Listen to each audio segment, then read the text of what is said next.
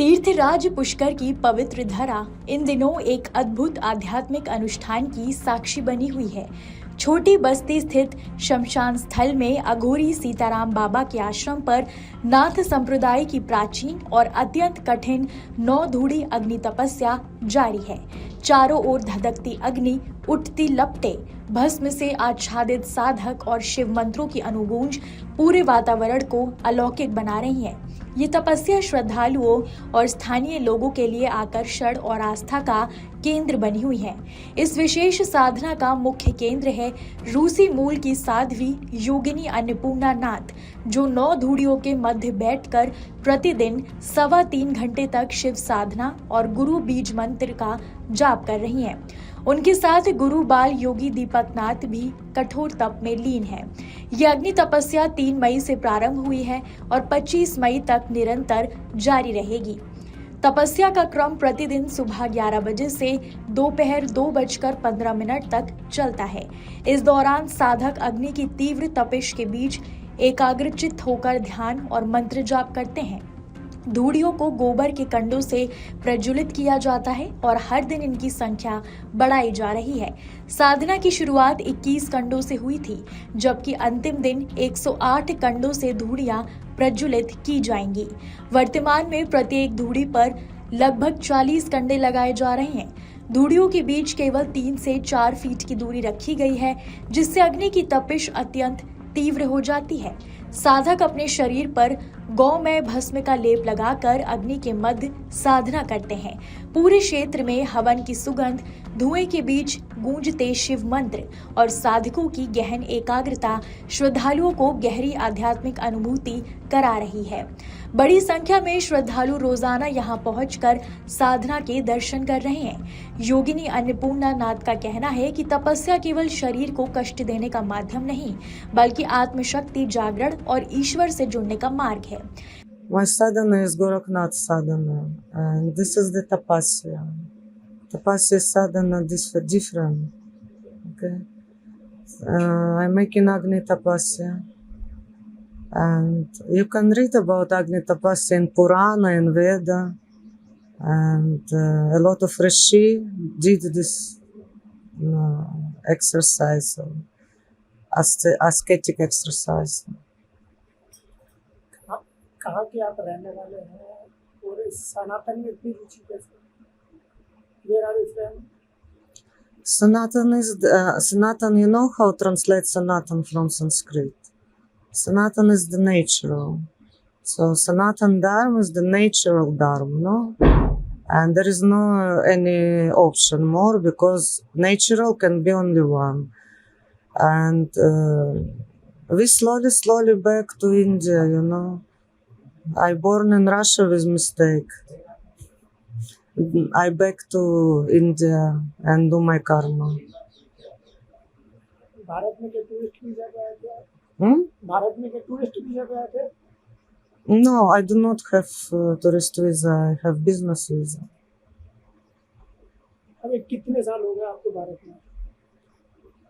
First time I come 2006, and I convert to Hindu Dharma 2008. Then it was difficult because I was the member of Sri Ramanandi Sampradaya, different Sampradaya. This my first guru named Gangadas. He make me should, and he make me understand what is should. When I back to Russia and understand that, not understand, it's the darshan.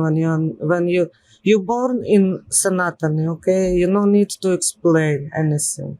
I born in Nastic family, in doctor family. They don't believe any gods, and I think it was the darshan. That one moment I understand that it's only one real. Real law, what is the save us from anything, from nuclear war also is the Sanatan Dharma. Then I back to India in 2016, become Ogar Pir. My guru name is Yogi Shukranath Agori. He is the real Agori hit dead body before. Now Shanti living in ashram near Somnath. There I get the Diksh in Shani Janti many years ago. So, and 3 years ago I became Darshani, and because I became Darshani, I start to make my karma. I do not have difference between women and men because I come in from another culture. That way I do whatever man yogi doing, I'm doing same. What is your name? My name is Yogi Annapurna Nath. योगिनी अन्नपूर्णा नाथ की जीवन यात्रा भी बेहद रोचक और प्रेरणादायक है। उनका जन्म तत्कालीन सोवियत संघ में हुआ था और उनका पालन पोषण कजाकिस्तान में हुआ। लगभग 17 वर्ष पहले वो भारत आई थी और भारतीय संस्कृति, योग और सनातन परंपरा से अत्यधिक प्रभावित हुई। करीब 10 साल पहले उन्होंने नाथ संप्रदाय के योगियों से दीक्षा ली और सांसारिक जीवन त्याग कर साधना का मार्ग अपना लिया। वर्तमान में उनके पास रूसी नागरिकता है और वो टूरिस्ट वीजा पर भारत में निवास करती हैं। वीजा अवधि समाप्त होने पर वो दूसरे देश जाकर पुनः भारत लौट आती हैं। अगस्त 2025 में वो नेपाल स्थित पशुपतिनाथ मंदिर के दर्शन कर लौटी थी। हाल ही में उन्होंने पुष्कर सरोवर के किनारे लगातार 9 दिनों तक खड़े रहकर भी कठिन तपस्या की थी। योगिनी अन्नपूर्णा नाथ वर्तमान में 52 शक्तिपीठों की आध्यात्मिक यात्रा पर है। अब तक वो 35 शक्तिपीठों के दर्शन कर चुकी हैं।